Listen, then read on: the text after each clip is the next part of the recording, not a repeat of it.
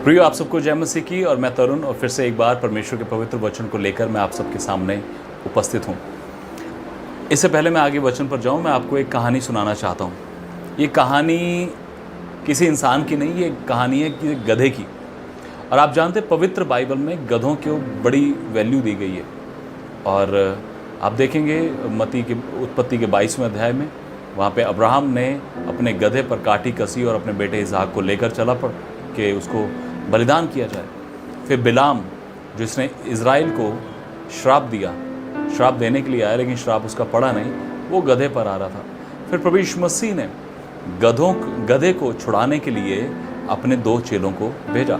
जब मत्ती के 21वें अध्याय में पढ़ते हैं, वहाँ पर प्रभु यीशु मसीह ने अपने 2 चेलों को बोला कि सामने वाले नगर में जाओ और वहाँ पर एक गधी का बच्चा है जो अपनी माँ के साथ बंधा हुआ है, और उसे खोल कर ले आओ। और अगर कोई उसके बारे में कोई पूछेगा कि क्या इसको क्यों खोल रहे हो, तो उसको बोलना कि प्रभु को इसका प्रयोजन है। मैं कुछ बातों को आपके सामने रखना चाहता हूँ। मेरा संदेश ये नहीं है, मेरा संदेश कुछ और है। ध्यान से सुनिएगा।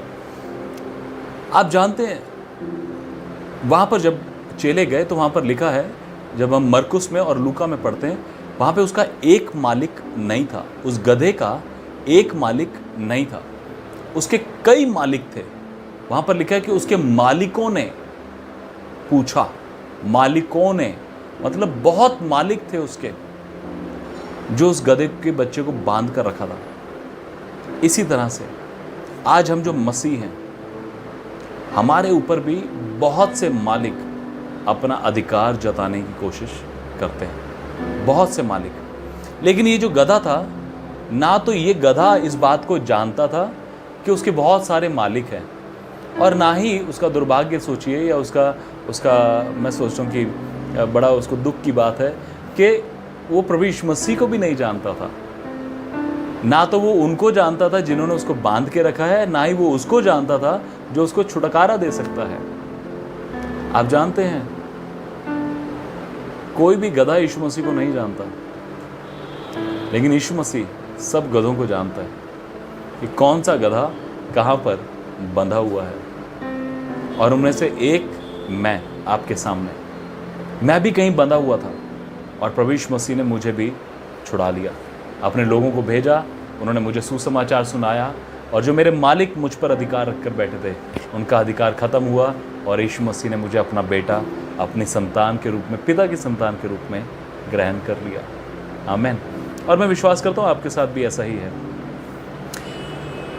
आज भी बहुत से मसीह ऐसे बहुत सारे मालिकों के अधीनता में हैं।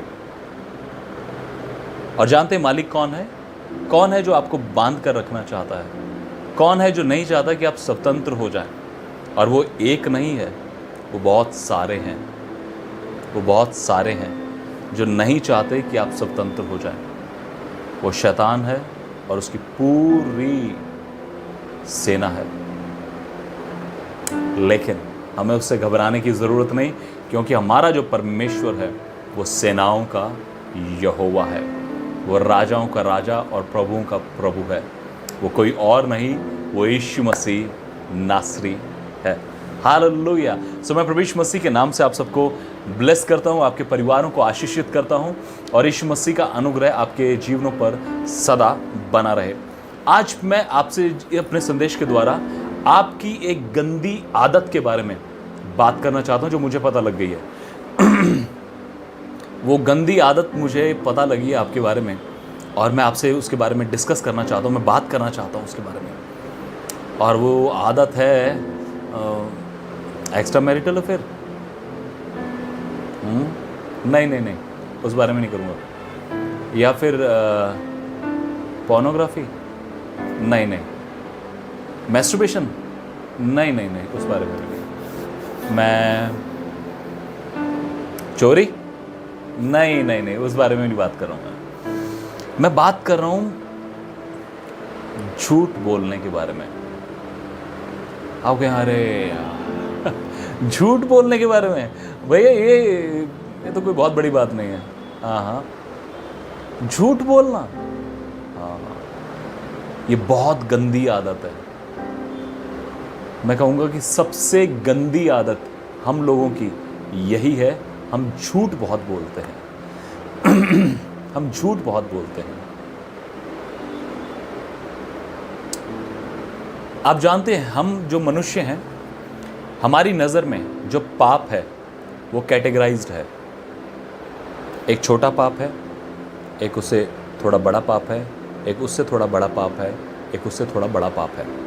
किसी ने रेप कर दिया, मर्डर कर दिया, तो ऐसे कहेंगे, अरे उसने मर्डर कर दिया है, रेप करके आया, रेप करके। और अगर किसी ने झूठ बोला, झूठ बोलते हैं क्या फर्क पड़ता है, सभी बोलते हैं आजकल, है ना। लेकिन मैं आपको बताना चाहता हूं, परमेश्वर जब पाप को देखता है तो ऐसे नहीं देखता कि उसको कैटेगराइज्ड दिखे। जब परमेश्वर पाप को देखता है तो ऐसे देखता है, उसको एक समानता में सब दिखते हैं, एक समानता में उसको सारे पाप दिखाई देते हैं। वो ऊपर से देखता है, ऊपर से। और वो जब देखता है तो उसके लिए झूठ और मर्डर एक ही लेवल पर आते हैं, गाली देना और रेप करना एक ही लेवल पर आते हैं, गंदी बातें बोलना और मूर्ति पूजा करना एक ही लेवल पर आते हैं। इसलिए मैं आज आपसे झूठ बोलने के बारे में बात करना चाहता हूं। प्रिय, जब मैं इसके बारे में, परमेश्वर ने मुझे उत्साहित किया तो परमेश्वर ने मुझे एक चीज बताई कि हम दो कैटेगरी में, दो सिचुएशन में झूठ बोलते हैं। एक तब जब हमारा कोई फायदा हो, या दूसरा हम अपने डिफेंस के लिए, अपने बचाव के लिए झूठ बोलते हैं। तीसरा मुझे नहीं समझ में आता कि कुछ है। हम इन दो बातों के लिए झूठ बोलते हैं। आप अगर अपने जीवन में नोटिस करें तो आप जब भी आपने झूठ बोला होगा तो आप देखिए वहां पर क्या कारण है। मोस्ट ऑफ द टाइम या तो आप अपने आप को बचाने के लिए या फिर अपने किसी फायदे के लिए झूठ बोल देते हैं। बहुत से लोग जो विद्वान, ज्ञानी और महान हैं, जिनके पास ज्ञान के भंडार हैं, वो ऐसा कहते हैं कि अगर झूठ बोलने से किसी की ज़िंदगी बच जाए तो ऐसा झूठ बोल देना अच्छा है। मैं आपको कहना चाहूँगा कि अगर मूर्खों के लिए ताली बजानी चाहिए तो आपके लिए बजा देनी चाहिए, नहीं ना। ये बिल्कुल झूठ है कि अगर झूठ बोलने से किसी की ज़िंदगी बच जाए। मैं आपको कहना चाहता हूँ, अगर झूठ बोलने से ज़िंदगियाँ बचती होती फिर डॉक्टर्स की, वकीलों की या दूसरे लोगों की ज़रूरत हमें नहीं थी। मैं आपसे कहना चाहता हूँ प्रियो, बात को समझिए। परमेश्वर की नज़र में झूठ बोलना भी उतना ही बड़ा पाप है जितने बाकी सब पाप हैं। परमेश्वर की 10 आज्ञाओं में एक कमांड था कि तू झूठी गवाही मत देना, तू झूठा साक्षी मत होना, मतलब तू झूठ मत बोलना। क्यों झूठ ना बोलें? हम मसीहों के जीवन में झूठ रहता है क्या? मैं आपसे कहना चाहता हूं, अगर आप झूठ बोलते हैं तो ये संदेश आपके लिए है। बहुत ध्यान से समझिएगा। एक व्यक्ति ने मेरे सामने, भाई वो खड़े थे, उन्होंने मुझसे कहा, क्या गुटखा खाने से हम स्वर्ग नहीं जाएंगे? क्या शराब पीने से हम स्वर्ग नहीं जाएंगे? अरे हमने प्रभु यीशु मसीह को अपना प्रभु करके ग्रहण किया है, हम स्वर्ग में नहीं जाएंगे? नहीं जाएंगे, मैं आपको कहना चाहता हूं। और अगर आप झूठ भी बोलते हैं तो भी नहीं जाएंगे। जी हाँ, मेरी आपसे कोई दुश्मनी नहीं, मुझे आपसे कोई नफरत, कोई गिला शिकवा नहीं, लेकिन मैं आपको सच बताना चाहता हूं। जानते हैं क्यों? क्योंकि पवित्र बाइबल ऐसा ही कहती है। प्रभु यीशु मसीह ने कहा, यूहन्ना उसके 14 अध्याय के 6वें वचन में, मार्ग, सत्य और जीवन मैं ही हूं, बिना मेरे कोई पिता तक नहीं पहुंच सकता। सत्य यीशु मसीह है। प्रभु यीशु मसीह ने कहा, आप जानते हैं, यूहन्ना 17 अध्याय के 14 वचन में, जब वो प्रार्थना करने के लिए जाने से पहले कहता है, तेरा वचन सत्य है। यूहन्ना 17 अध्याय के 17-18 वचन में, तेरा वचन सत्य है। हालेलुया। तेरा वचन, ये पवित्र वचन सत्य है। पिलातुस ने प्रभु यीशु मसीह से पूछा कि सत्य क्या है, मुझे बता। आप जानते हैं, सिर्फ परमेश्वर का वचन सत्य है। और परमेश्वर का वचन मत्ती 5वें अध्याय में बताता है कि तुम्हारे मुंह से हाँ या ना दोनों ना निकले, तुम्हारा हाँ का हाँ और ना का ना हो, और जो कुछ इससे बढ़कर होता है वो बुराई की ओर से होता है। और ये बुराई के आगे एक स्टार लगा हुआ है। स्टार का रेफरेंस अगर आप देखेंगे तो लिखा है शैतान की ओर से, शैतान की ओर से। अगर आप सच्ची बात को सच्चे तरीके से नहीं कहते तो आप शैतान के काम को कर रहे हैं। आप कितना भी अपने आप को मसीह कहिए, आप कितना भी चर्च में जाइए और कितना भी अनॉइंटेड आपका पास्टर क्यों ना हो, आप शैतान के काम को कर रहे हैं। मैं आपको एक उदाहरण देता हूँ, एक कहानी बताता हूँ। एक बहन ने मुझे फ़ोन किया और उन्होंने कहा कि पास्टर हम आपको ब्लेस करना चाहते हैं। मैंने कहा वाओ, ये तो बहुत अच्छी बात है, आप मुझे ब्लेस करना चाहते हैं, ये तो बहुत खुशी की बात है। कोई भी किसी को भी ब्लेस करना चाहेगा, फाइनेंशियली, मटेरियलिस्टिकली, किसी भी रूप से आपको खुशी होगी। और उन्होंने मुझे कहा कि मैं आपको ब्लेस करना चाहती हूँ और लेकिन एक थोड़ी सी प्रॉब्लम है। मैंने कहा बताइए। उन्होंने कहा कि मुझे मेरे पति के जॉइंट अकाउंट से पैसे निकालने होंगे, हमारा जॉइंट अकाउंट है। मैंने कहा ठीक है। तो कहती लेकिन मेरे पति को अगर मैं बताऊंगी कि मैंने परमेश्वर के दास को पैसा देने के लिए निकालना चाहती हूँ तो वो मुझे नहीं निकालने देगा, लेकिन मैं क्या करूँगी, मैं वहाँ से चुपके से निकाल लूँगी और उसको बताऊँगी नहीं। मैंने कहा बहन प्लीज़ आप मुझे पैसे मत दीजिएगा, मुझे कुछ भी नहीं चाहिए आपसे, क्योंकि आप झूठ बोलकर लेकर आएंगे।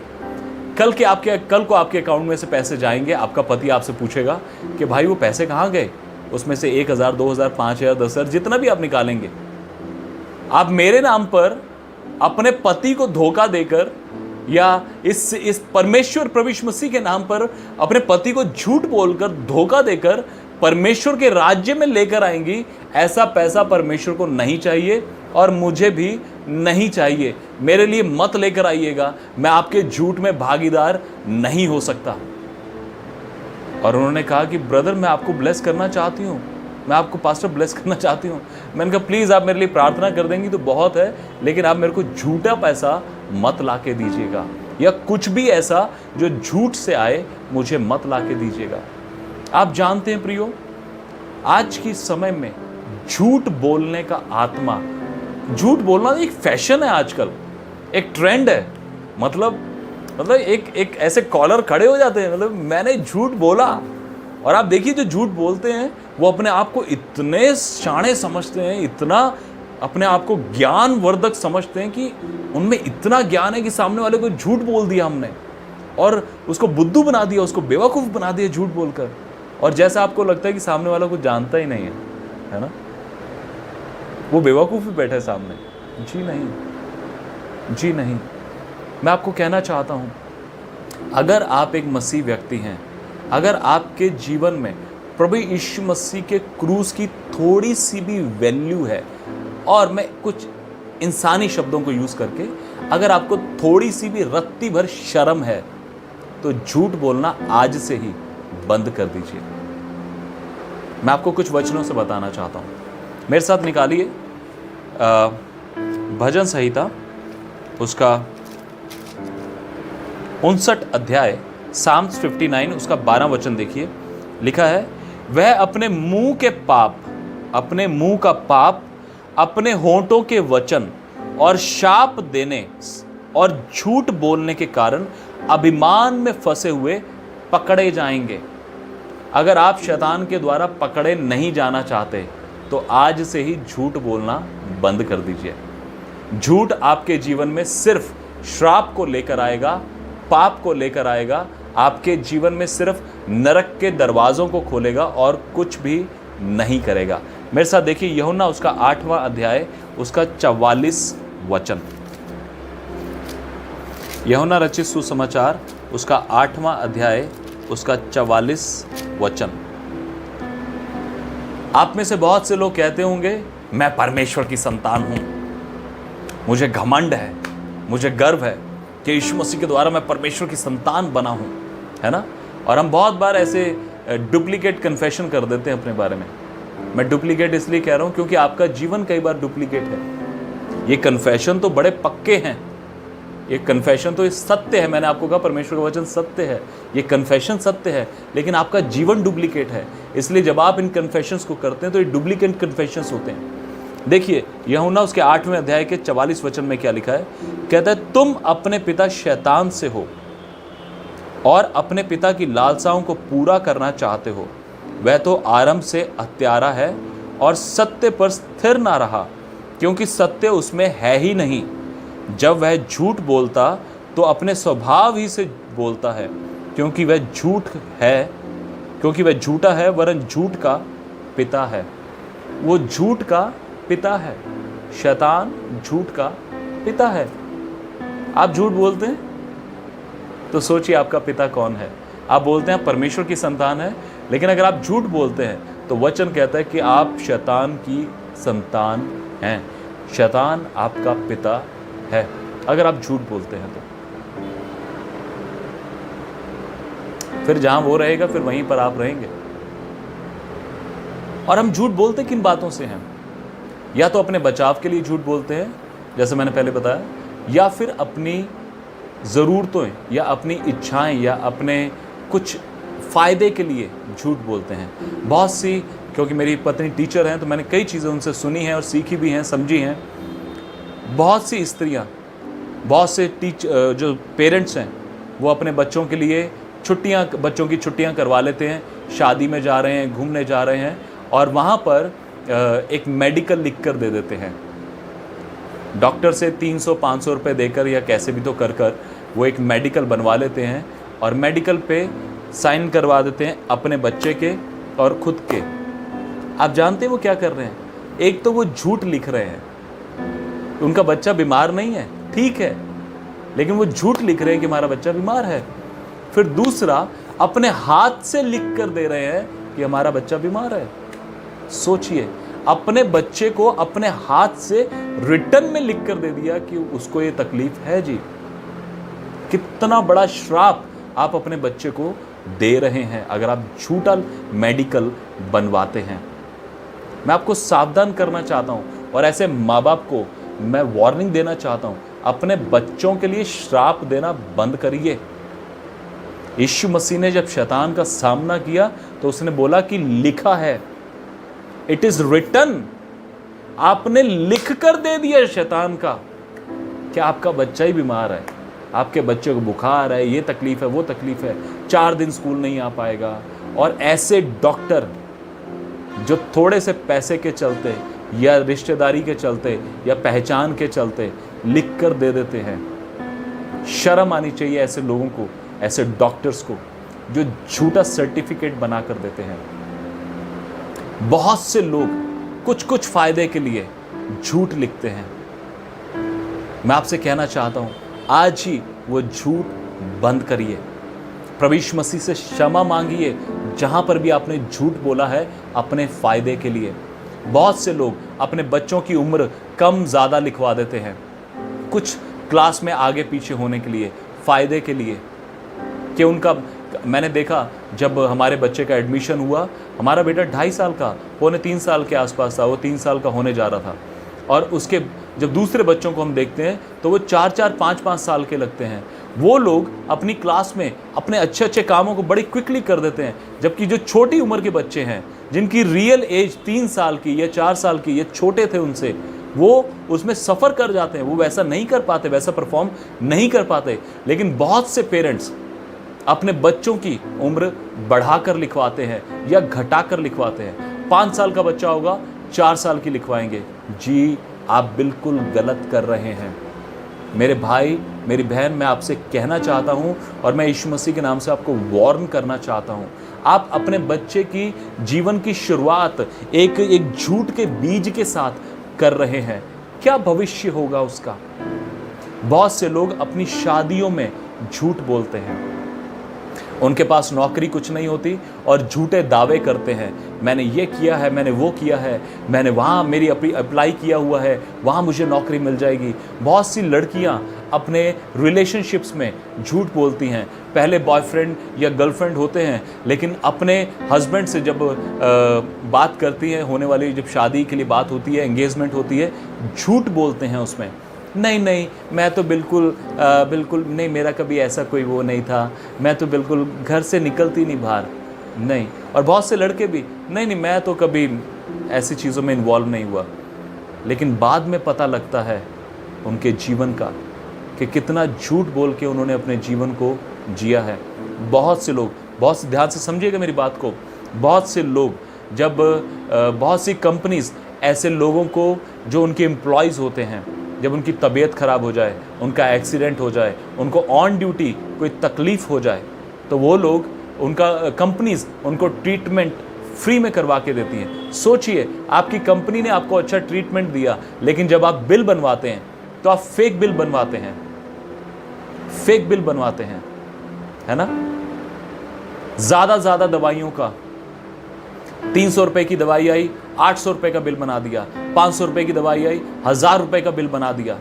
किस लिए? जानते हैं क्या है? आप अपने लिए ही श्राप को मांग रहे हैं। वो दवाइयां आज तो आपको नहीं पीनी पड़ी, लेकिन आने वाले दिनों में जरूर पीनी पड़ेंगी। जानते हैं क्यों? क्योंकि अपने हाथों से लिख कर दिया है, इतनी दवाइयां मैंने पी हैं जी, इतने ट्रीटमेंट, इतने इंजेक्शन मुझे लगे हैं, वो आपको बर्दाश्त करने पड़ेंगे एक दिन। मैं आपको वार्न करना चाहता हूं, अगर आप झूठ बोलते हैं। बहुत से लोग अपनी नौकरियों में झूठ बोलते हैं। अगर कोई कंपनी या कोई फैक्ट्री या कोई ऑफिस से वर्क के लिए बाहर निकलते हैं, आपको आने जाने का किराया 20 रुपये लगा, आप कहेंगे 50 रुपये लगा जी। आप झूठ बोल रहे हैं। कितने रुपयों के लिए? 30 रुपये के लिए, 20 रुपये के लिए, 5 रुपये के लिए। आप जानते हैं, हम छोटी छोटी बातों में झूठ बोलने की आदत पड़ चुकी है। मैंने इसलिए कहा कि आपकी एक गंदी आदत के बारे में बात करना चाहता हूं। ये आदत है, ये स्वभाव डेवलप हो चुका है, ये कैरेक्टर बन चुका है। मेरा एक फ्रेंड है जो दिल्ली शहर में रहता है। छोटी छोटी बातों पे मैंने उसको देखा है झूठ बोलते हुए, मामूली बातों पर, मामूली, जस्ट अपनी झूठी शान दिखाने के लिए, सिर्फ अपनी झूठी शान दिखाने के लिए अपनी कार को बड़ा बनाकर बताना दूसरों को। जब आप फोन पे बात करते हैं किसी से, झूठी बातें बोलते हैं। छोटी छोटी बातों के लिए लोग नौकरियों के लिए झूठ बोलते हैं। मैंने खुद मैं आपको अपने बारे में बताता हूं। प्रभु यीशु मसीह के पास आने से पहले की बात मैं आपको बता रहा हूं। जब मैं प्रभु यीशु मसीह को जानता नहीं था, अपने पुराने जीवन को जीता था, मैंने नौकरी पाने के लिए, मैं एक 9वीं पास व्यक्ति हूं, अपने बायोडाटा पर 12वीं पास लिखकर दिया कि मुझे नौकरी मिल सके। फिर अपने अनमैरिड स्टेटस पर मैरिड डाला कि मैं एक मैरिड व्यक्ति हूं। जानते हैं क्यों? क्योंकि जो मैरिड होते हैं, वो उनको जल्दी काम मिल जाता है। क्यों? क्योंकि जो इंटरव्यू ले रहे हैं, जो कंपनियां हैं, वो सोचती हैं ये एक मैरिड व्यक्ति है, ये अच्छे से काम करेगा, टिक कर काम करेगा, क्योंकि इसको अपना परिवार चलाना है। अनमैरिड आज यहाँ छोड़ा, कल वहाँ पकड़ा, कभी कुछ करा, कभी कुछ करा, सेटल नहीं हो पाते। मैंने खुद कई बार झूठ से अपने जीवन को जिया, लेकिन प्रभु यीशु मसीह के पास आने के बाद मैंने इस बात का निर्णय किया, मैं झूठ नहीं बोलूंगा, झूठ नहीं बोलूंगा। चाहे फायदा 1 रुपए का हो या 1 लाख का हो, 1 करोड़ का हो, चाहे उसमें नुकसान आपको महसूस करना पड़े, जीवन में आना पड़े, लेकिन झूठ नहीं बोलना है।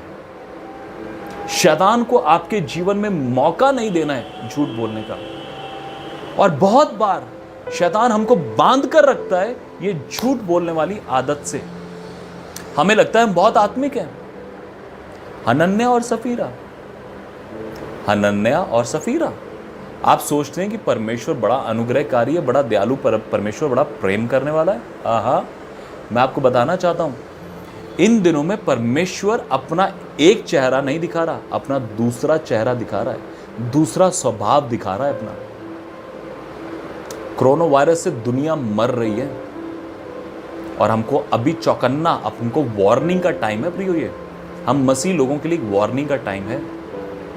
अगर अभी भी नहीं समझे, अभी भी अपने पापों से पश्चाताप नहीं किया, अभी भी अपनी गलतियों से माफी नहीं मांगी, तो फिर भुगतान नहीं कर पाएंगे। आप जानते हैं, बहुत से लोग झूठ बोलते हैं छोटे छोटे फायदों के लिए, छोटी छोटी बातों के लिए। मैंने बोला अपने जीवन में, लेकिन जिस घड़ी प्रभु यीशु मसीह के पास आया, उस दिन सोच लिया कि अब झूठ नहीं बोलूंगा। लोग, खासतौर पर मैं जवानों के लिए बोलता हूं, लड़कियां, उनके बॉयफ्रेंड्स होते हैं, लेकिन एक और बॉयफ्रेंड पर बनाने के लिए, या लड़के और गर्लफ्रेंड बनाने के लिए। नहीं नहीं, आई एम सिंगल, मेरी कोई गर्लफ्रेंड नहीं है, मेरा कोई बॉयफ्रेंड नहीं है। और 2-2 3-3 बॉयफ्रेंड्स होते हैं, 2-2 3-3 गर्लफ्रेंड्स होती हैं। बहुत सारे हस्बैंड्स अपनी वाइफ को चीट करते हैं, बाहर एक्स्ट्रा मैरिटल अफेयर्स करते हैं। मैं आपको वार्निंग देना चाहता हूं, सावधान हो जाइए। मैं एक भाई के बारे में आपको बताना चाहता हूं। पिछले दिनों में उस भाई ने मुझे फ़ोन किया और उन्होंने बताया मुझे कि मैं प्रभु यीशु मसीह को जान सका कुछ साल पहले अपने एक रिलेटिव के द्वारा। मैंने कहा ठीक है। और उन्होंने मुझे कहा कि कुछ ऐसा हुआ भैया कि मेरे जीवन में एक लड़की आ गई। मैंने कहा ठीक है। और जब वो लड़की उनके जीवन में आई तो वो लड़की ने उनके साथ, या ये उनके साथ, उस बहन के साथ व्यभिचार में गिर गए और कुछ समय तक उनका रिलेशनशिप रहा। उसके बाद वो लड़की ने उनको छोड़ दिया और उसकी शादी हो गई, वो अपना चली गई।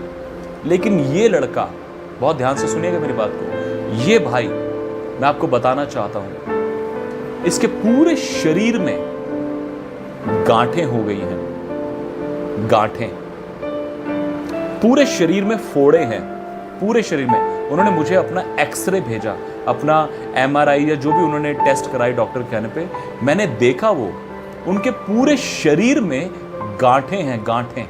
और उस भाई ने मुझे बोला कि भैया 1000 के हिसाब से हैं ये। सावधान हो जाइए। आपके लिए बोल रहा हूं मैं, मेरे फायदे के लिए नहीं। आप मेरे लिए कुछ नहीं कर सकते, सिर्फ प्रार्थना कर सकते हैं। अगर आप झूठ बोलते हैं, I want open your year, अपने कान को खोल के मेरा संदेश सुन लेना आज आप। हालेलुया। आज ही पश्चाताप करिए अपने पापों के लिए। आपको लगता है झूठ बोलना तो बड़ी साधारण सी बात है। हनन्याह और सफीरा ने एक बार झूठ बोला। क्या वो कहते कि इतने में ही जमीन बिकी है? क्या प्रेरितों ने उससे मांगा था? जैसा मैंने बताया, उस बहन ने मुझसे बोला कि मैं आपको कुछ देना चाहती हूं। क्या मैंने उनसे मांगा था? नहीं, उन्होंने मुझसे कहा।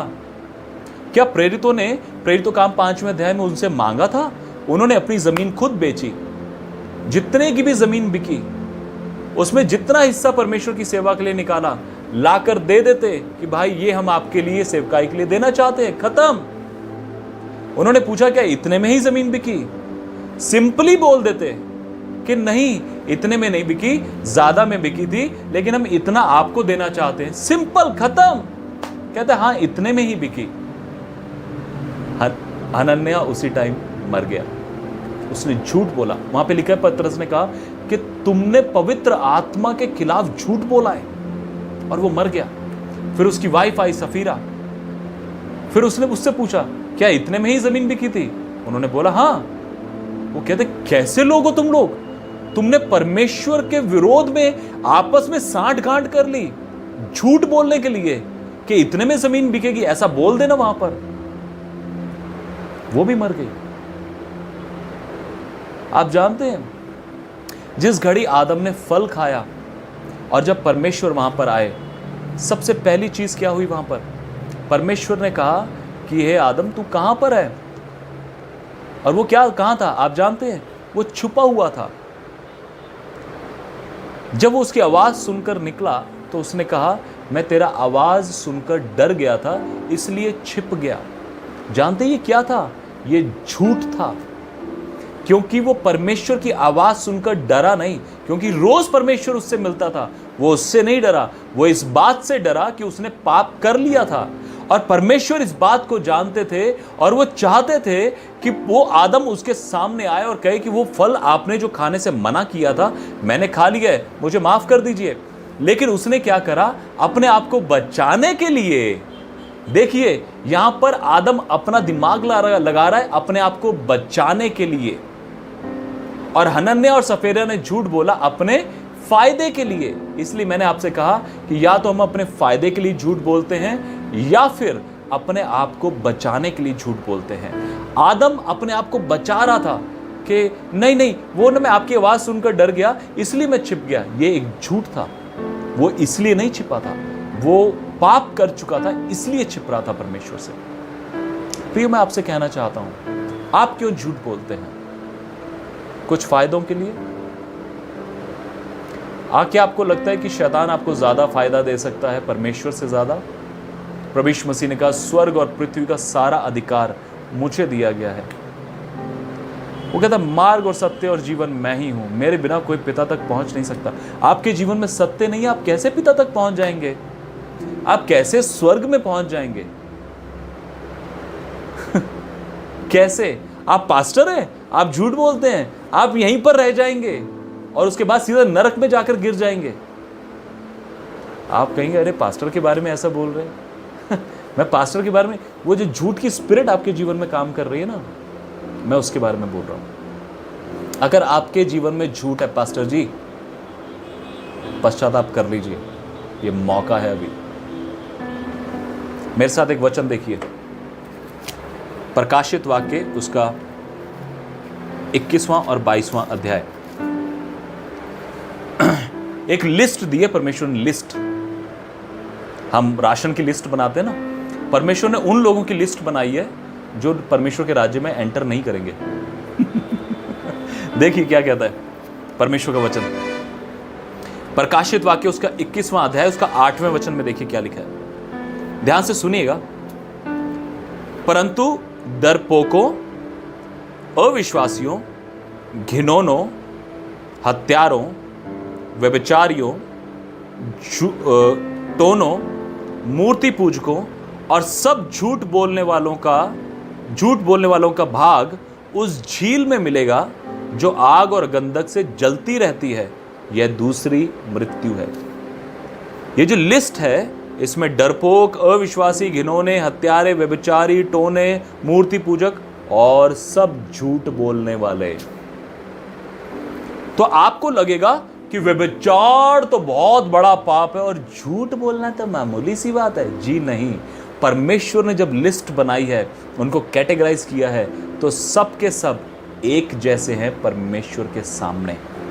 फिर दूसरा वचन देखिए, एक और 27वां वचन इसी अध्याय में, प्रकाशित वाक्य 21 अध्याय के 27वें वचन में लिखा है, परंतु उसमें कोई अपवित्र वस्तु या घृणित काम करने वाला या झूठ का गढ़ने वाला किसी रीति से प्रवेश ना करेगा, पर केवल वे लोग जिनके नाम मेमने के जीवन की पुस्तक में लिखे हैं।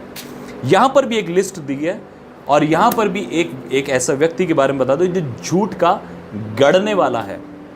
ऊपर है झूठ और सब झूठों का, सब झूठ कई प्रकार के होते हैं। झूठ कई प्रकार के होते हैं। कुछ लोग तो साधारण सिंपल झूठ बोलते हैं, कुछ लोग झूठ को बनाते हैं, क्रिएट करते हैं, गढ़ते हैं। कहते हैं ना, एक झूठ को छिपाने के लिए 100 झूठ बोलने पड़ते हैं। ये दुनियावी लैंग्वेज है, लेकिन कहीं ना कहीं मैं समझता हूं ये सच्चा है, ये बातें हैं। लोग एक के बाद एक झूठ, एक के बाद एक झूठ, एक के बाद एक झूठ बोलते हैं ताकि वो अपना बचाव कर ले। आदम के साथ कुछ ऐसा ही हो रहा था। वो बात में परमेश्वर सिंपली चाहता था कि तू अपनी गलती को मान ले, लेकिन वो एक के बाद एक अपने आप को बचाने की कोशिश कर रहा था, लेकिन नहीं बचा। फिर तीसरी लिस्ट मैं आपको दिखाता हूं एक और, प्रकाशित वाक्य 22वें अध्याय के 15 वचन में देखिए, लिखा है, पर कुत्ते और टोहने और व्यभिचारी, हत्यारे, मूर्ति पूजक और झूठ का चाहने वाला और गढ़ने वाला बाहर रहेगा। इन 3 लिस्ट में प्रकाशित वाक्य 21 अध्याय उसका 8वां वचन और 27वां वचन, और प्रकाशित वाक्य उसका 22वां अध्याय उसका 15 वचन मेरी जुबान से सुन लीजिए, अपनी आंखों से देख लीजिए अपनी बाइबल में। 3 लिस्ट हैं और तीनों लिस्ट में एक व्यक्ति कॉमन है, झूठ का बोलने वाला, झूठ का गढ़ने वाला, झूठ का चाहने वाला। और झूठा व्यक्ति परमेश्वर के राज्य में घुसेगा नहीं। ये अंतिम दिन है। ये देखिए, ये आखिरी पेज है बाइबल का, ये पवित्र बाइबल का आखिरी पेज है जहां पर ये बातें लिखी हैं। आप जानते हैं हम लोग ऑलरेडी इस लास्ट पेज पर जी रहे हैं। इसके बाद सिर्फ मैप है और कुछ नहीं है। अभी पश्चाताप कर लीजिए ये संदेश सुनते ही। और अपने झूठ बोलने की आदत को छोड़ दीजिए।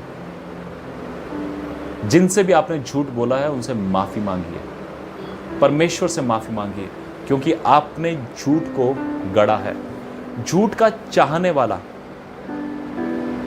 आप जानते हैं हम सबसे ज्यादा झूठ कब बोलते हैं?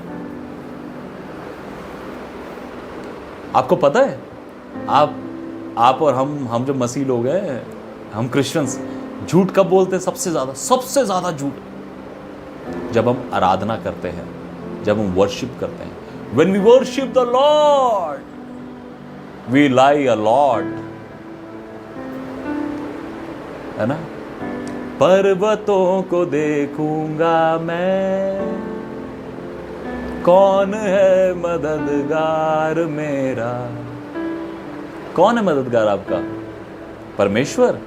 नहीं। आप तो गाने में गा रहे हैं कि पर्वतों को देखूंगा मैं, अपनी आंखें पर्वतों की ओर लगाऊंगा, लेकिन आपके लिए सोर्सेस तो कुछ और हैं। आप तो झूठ बोल रहे हैं, यहोवा चरवाहा मेरा, लेकिन ट्रिक्स तो आपकी हैं, तरीके तो आपके हैं। कितने गाने जो हम गाते हैं, आप जानते हैं, हम झूठ बोलते हैं। यीशु को मैं सब कुछ देता, सच में दे देते हैं? समर्पण कर देते हैं? है ना? नहीं कर पाते ना, झूठ बोलते हैं, झूठ बोलते हैं। या फिर एक काम कर सकते हैं, जो आराधना करते हैं वैसा जीना शुरू कर दीजिए, वैसा जीना शुरू कर दीजिए। जैसा वचन कहता है वैसा जीना शुरू कर दीजिए। मैं प्रियो आपको सावधान करना चाहता हूं, मेरे संदेशों में आप गुलगुली बातें नहीं पाएंगे। मैं बहुत सख्त प्रचार करता हूं और बिल्कुल स्ट्रेट बोलता हूं। मुझे वो जैम, बटर और कौन पीनट बटर, शुगर, क्रीम, ये सब लगाना नहीं आता। स्ट्रेट, क्लियर कट, ऐसा है और ऐसा ही करना है। अगर आप परमेश्वर के साथ एक सही जीवन जीना चाहते हैं। ये तो मैंने कुछ बातें बताई हैं, लेकिन हम बहुत सी बातों में झूठ बोलते हैं। जब आप इंटरव्यू देने जाते हैं, अगर आपने 2 साल एक जगह पर काम किया है, आप 4 साल या 5 साल लिख देते हैं। क्या आपको विश्वास नहीं है? हम जानते झूठ कब बोलते हैं, जब उनको विश्वास नहीं होता। एक झूठा व्यक्ति इस बात को प्रूव करता है कि उसको विश्वास नहीं है, और हम कहते हैं कि हम विश्वासी हैं। नहीं, आप झूठे हैं। एक झूठा व्यक्ति इस बात को प्रूव करता है कि वो विश्वास नहीं करता है। अगर वो विश्वास करता है तो उसको झूठ बोलने की जरूरत नहीं है। आप कहेंगे बाइबल में प्रभु भैया अब्राहम ने भी झूठ बोला था, याकूब ने भी, इसहाक ने भी झूठ बोला था। सॉरी, पवित्र बाइबल कहती है जब तक व्यवस्था नहीं आई थी, जब तक लॉ नहीं आया था, तब तक कोई भी पाप नहीं माना गया। आप उन वचनों को ध्यान से पढ़िएगा, वो झूठ नहीं था। आप उस बात को समझिएगा जरा पढ़ के, जो इसहाक ने कहा, जो अब्राहम ने कहा। बहुत बार आपको लग सकता है कि मैं झूठ नहीं बोलता हूं। आपको लगता है आप कभी झूठ नहीं बोलते? या आप में से बहुत से लोग हैं मैं भैया कभी झूठ नहीं बोलता। सबसे बड़ा झूठ यही है, सबसे बड़ा झूठ यही है, मैं झूठ नहीं बोलता। कहीं ना कहीं हमारे जीवन में झूठ रहता है। कहीं ना कहीं अगर आप जांचने लगेंगे, छोटी छोटी बातों पर, छोटी छोटी चीज़ों पर हम झूठ बोलते हैं, है ना? अपने बच्चों को हमारे जो बच्चों की शुरुआत, जो परवरिश होती है, वो झूठ के सिर पर होती है। आप जानते हैं हमारे बच्चे कहाँ से झूठ बोलना सीखते हैं? हमसे ही। उधर अंधेरे में मत जाना, वहाँ पे भूत है क्या? सही में आपके घर में भूत है क्या? या आपके घर में प्रभु यीशु मसीह की उपस्थिति है? हम अपने बच्चों को झूठ बोलना सिखा देते हैं। कई बार टीचर्स बच्चों को झूठ बोलना सिखा देती है। मेरी पत्नी खुद एक टीचर है, मैं किसी टीचर पे इल्ज़ाम नहीं लगा रहा हूँ, लेकिन बहुत बार हम झूठ बोलना सिखा देते हैं, है ना? बहुत से लोग अपनी नौकरियों पर झूठ बोलते हैं जल्दी छुट्टी लेने के लिए। आज ना सर मुझे थोड़ा सा ना काम है, मुझे बस थोड़ा जल्दी जाना है। काम कुछ भी नहीं है, बस झूठ बोल दिया। नहीं आज ना वो या तो किसी को मार देंगे, किसी का एक्सीडेंट करवा देंगे, काम कुछ और होगा लेकिन मर गया कोई और होगा। गर्लफ्रेंड को मिलने जाना है तो मामा को मार दिया। अरे सर अभी अभी मुझे फ़ोन आया है, अभी फ़ोन आया है कि ना मेरे मामा जी की डेथ हो गई और मेरे को जाना है सर, अभी 1-2 दिन के लिए भी नहीं आ पाऊँगा, शायद मेरे को जाना होगा वहाँ पर। बस, और गर्लफ्रेंड के साथ टाइम बिताया। कहीं घूमने जा रहे हैं, जैसे मैंने आपको ये बताया मेडिकल बनाने के बारे में बच्चों का। कुछ लोग जस्ट आदत पड़ गई है झूठ बोलने की, कहीं ना कहीं तो किसी ना किसी रूप से झूठ बोलना है। लेट क्यों आए चर्च में? अगर पास्टर जी पूछ लें अरे पिछले संडे या उससे पिछले संडे आप चर्च नहीं आए थे, तो आप क्या बोलते हैं? सच बता देते हैं? नहीं, झूठ बताते हैं। चर्च ना लेट आना, आप खुद आलस के मारे सुबह उठ नहीं पाते, आप खुद आलस के मारे टाइम पर नहीं पहुंच पाते, और चर्च में आकर या लोगों को या पास्टर को झूठ बोलना, ट्रैफिक बहुत था आज पास्टर, आज अरे सुबह चर्च है भाई, कोई ट्रैफिक नहीं है, संडे का दिन है, कोई ट्रैफिक नहीं है, किस बात का झूठ? बारिश बहुत हो रही थी, आपके पास वो कार है। सिर्फ झूठ बोलते हैं लोग। आप जानते हैं, अपने आप को जांचिए, अपने आप को देखिए। अगर आप झूठ के हैं, अगर आप झूठे व्यक्ति हैं, अगर आप झूठ बोलते हैं, आपका परमेश्वर के साथ कोई रिश्ता नहीं है। या मैं ये कहूँगा कि परमेश्वर का आपके साथ कोई रिश्ता नहीं है। आप कितना भी कहते रहिए मैं तो चर्च जाता हूँ, मैं प्रार्थना करता हूँ, मैं ये करता हूँ, परमेश्वर का झूठ बोलता है। झूठा है तू, झूठा है। पश्चाताप करिए प्रियो, परमेश्वर के सामने अपने झूठ के लिए माफी मांगिए। शैतान के साथ रिश्ता तोड़कर परमेश्वर के साथ एक सही रिश्ते में आ जाइए।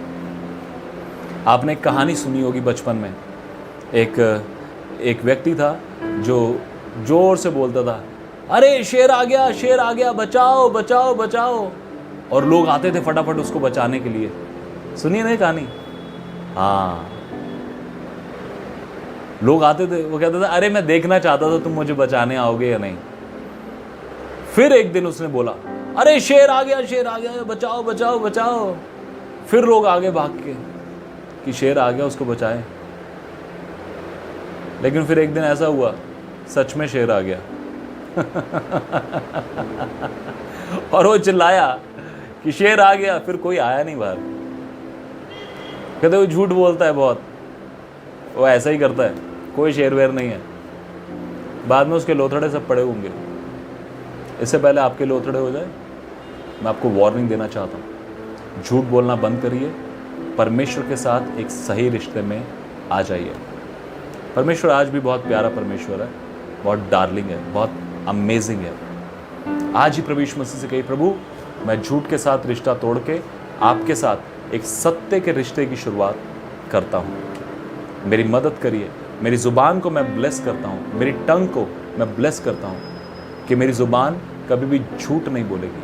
मेरे मन को, मेरे विचारों को मैं ब्लेस करता हूँ कि मेरे विचारों में कोई झूठ नहीं होगा, है ना? वचन के आधार पर अपने जीवन को जीना शुरू करिए। ज़रूर आप और मैं परमेश्वर के साथ स्वर्ग में मिलेंगे एक दूसरे को। आमीन। प्रभु यीशु मसीह का अनुग्रह आप सबकी आत्माओं के साथ सदा बना रहे, और सच्चाई का आत्मा, यीशु मसीह ने कहा वो सत्य का आत्मा तुम्हारे साथ होगा, तुम में होगा। हालेलुया। तो इसका मतलब अगर आप झूठ बोलते हैं तो आप झूठ के आत्मा से ग्रसित हैं। झूठ का आत्मा आपको कंट्रोल करके बैठा है। झूठ बोलना कोई आदत ही नहीं है, सिर्फ एक आत्मा है। अगर आप झूठ बोलते हैं, आजकल बच्चे, जवान, बूढ़े सब झूठ बोलते हैं, सबके जीवन में झूठ रहता है। माफी मांगिए, उस आत्मा से छुटकारा पाइए। वरना उसी आत्मा के साथ चले जाएंगे। सत्य के आत्मा के साथ जीना शुरू करिए। लिखा है जिसको छुटकारे, वो सत्य का आत्मा इसलिए देंगे छुटकारे के दिन के लिए तुम पर छाप लगाई गई है। इफिसियों 1:13 और 14 में जब आप पढ़ेंगे, हालेलुया। सत्य का आत्मा हमें सब सत्य के मार्ग में हमारी अगुवाई करता है। यूहन्ना 16 में जब आप पढ़ेंगे 14 और 15 वचन में, सब सत्य के मार्ग में हमारी अगुवाई करेगा। 13-14 वचन में सत्य के मार्ग में अगुवाई करेगा। वो कभी झूठ के मार्ग में अगुवाई नहीं करेगा। और अगर आप झूठ बोलते हैं तो आप सत्य के आत्मा से प्रभावित या पोजेस नहीं हुए, आप शैतानी आत्मा से ग्रसित हैं कहीं ना कहीं। तो आपको झूठ बोलने की आदत है। इसीलिए इस संदेश को सुनते ही मैं आपको यही कहूँगा कि प्रभु यीशु मसीह से पश्चाताप करिए, माफ़ी मांगिए, झूठ बोलने की आदत को छोड़िए, अपनी ज़ुबान को, अपने विचारों को, अपने जीवन को आशीषित करिए और एक निर्णय लीजिए कि आज से मुझे हानि क्यों ना उठानी पड़े, मैं सच बोलूँगा। दैट्स इट, खत्म। हालेलुया। और एक सच्चाई की नींव डालिए, वो कभी गिरेगी नहीं, कभी कमज़ोर नहीं होगी, कभी आपको नीचा नहीं दिखाएगी, कभी आपको हारा हुआ नहीं महसूस होने देगी। आप एक विजयी जीवन जी सकेंगे प्रभु यीशु मसीह में। हालेलुया। प्रभु यीशु मसीह का अनुग्रह आप सबकी आत्माओं के साथ सदा बना रहे। यीशु मसीह आपके साथ है। Jesus loves you. God bless you.